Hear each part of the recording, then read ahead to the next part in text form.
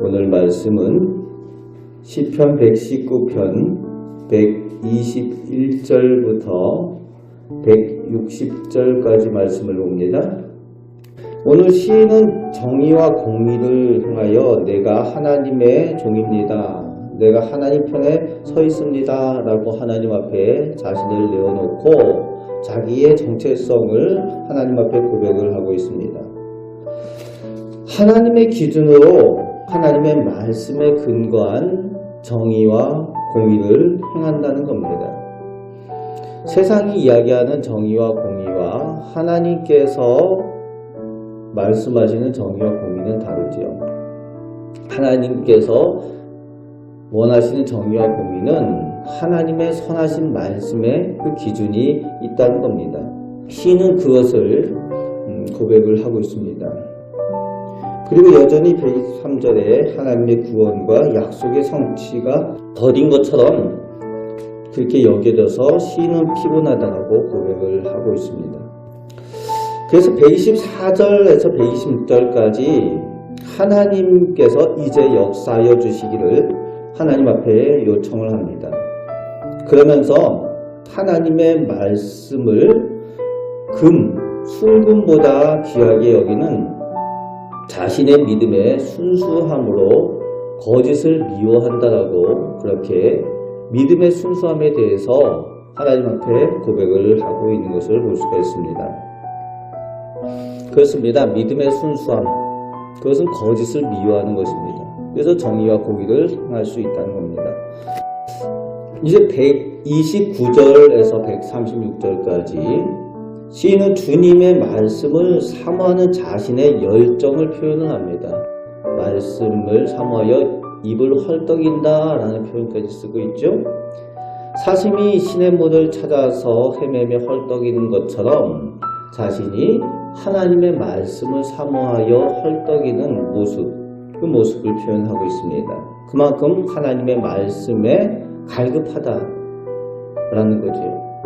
하나님을 사랑하는 사람에게 베푸시는 은혜를 구하면서 박해하는 대적들, 하나님의 법을 지키지 않는 그들로 인해서 고통을 당하고 있다라고 하나님 앞에 자신의 지금 형편을 내어놓고 호소를 하고 있습니다. 신앙 공동체 안에서 시인이 고통을 당하고 있다는 거예요. 하나님을 알지 못하는 사람들에게 고통을 당하는 것이 아니라 하나님을 안다고 하는 사람들이 하나님의 법을 잊어버리고 지키지 않음으로 인해서 그들로 인해서 지금 시인이 고통을 당한다라는 것을 표현을 하고 있습니다. 137절에서 144절까지 시인은 하나님의 의로우심과 성실하심을 의지합니다. 하나님 앞에 열심으로 하나님의 일을 감당하였는데 대적들이 박해한다는 겁니다. 그 대적들이 하나님의 말씀을 잊어버렸다는 거예요. 하나님의 말씀을 잊어버리니까 하나님의 일을 열심히 하는 사람을 핍박합니다. 거기에 대해서 시인은 내 열정이 나를 삼켰나이다 라고 고백을 하고 있어요.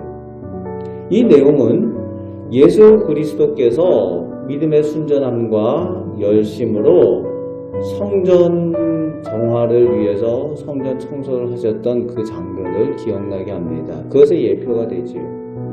하나님의 성전이 기도하는 집의 순수함을 유지해야 되는데 장사꾼의 소굴이 된 강도의 구절처럼 되어져 버린 그 성전을 예수님께서 믿음의 열정으로 그것을 청소하셨지만 신앙의 공동체 안에 있다라고 생각하는 종교 지도자들, 제사장들에 의해서 예수님께서 십자가에 달리게 되는 핍박의 구실이 되어졌다는 거죠.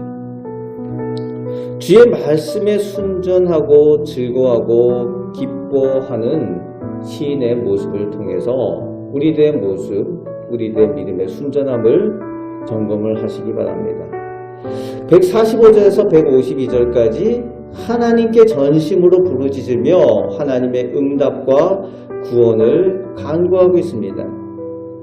하나님의 말씀 계명을 지키는 자신의 삶의 행위를 하나님 앞에 내어놓고 하나님께서 약속대로 행하여 주시기를 하나님의 약속을 의지하며 하나님 앞에 나아가고 있습니다. 그러면서 시인은 하나님과의 거리를 하나님의 말씀에 대한 마음과 태도로 표현을 하고 있어요. 악인들은 하나님께로부터 멀다는 거예요. 하나님의 법을 기억하지 아니하고 지키지 않는다는 거죠. 그러나 자신은 하나님의 말씀을 사모하고 하나님의 말씀을 행하고 있기 때문에 하나님과 가까이 있습니다 라는 그런 표현을 쓰고 있습니다.